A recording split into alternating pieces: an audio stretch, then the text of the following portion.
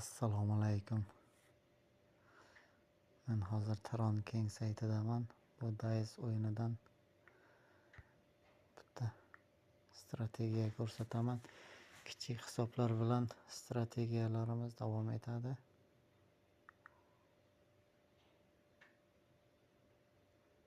Kichik hisob bilan qanday o'ynashlikni ko'rsatib o'taman.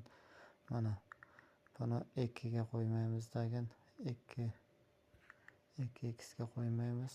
1.92 1.94 shu atrofida qo'yamiz.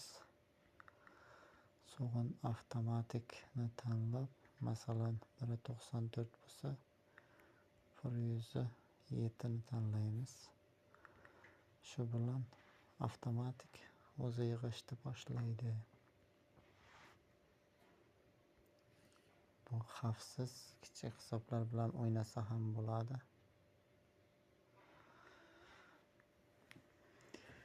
Buni avtomatikka qo'yib qo'yasiz.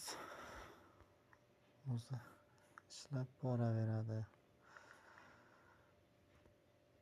To'g'ri, birdaniga ko'tarilmaydi hisob, mayda-mayda xavfsiz ko'tarilib boradi hisobimiz.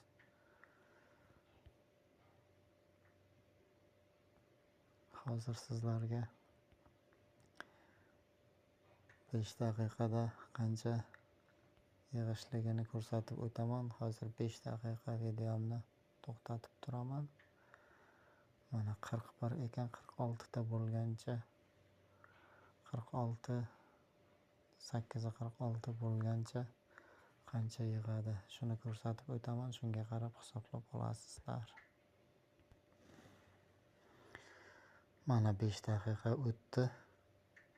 Mana 28.000 ishladi. 5 daqiqada 28.000, 30.000 pashta. Mana 29.000 bo'ldi.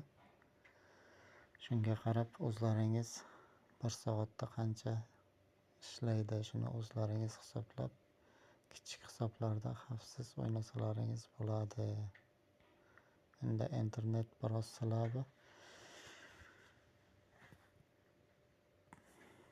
Videomiz yoqqan bo'lsa like bosib, obuna bo'lishlikni unutmang. Yangi strategiyalarni birinchilardan bo'lib ko'rib boring. Sog' bo'lingizlar.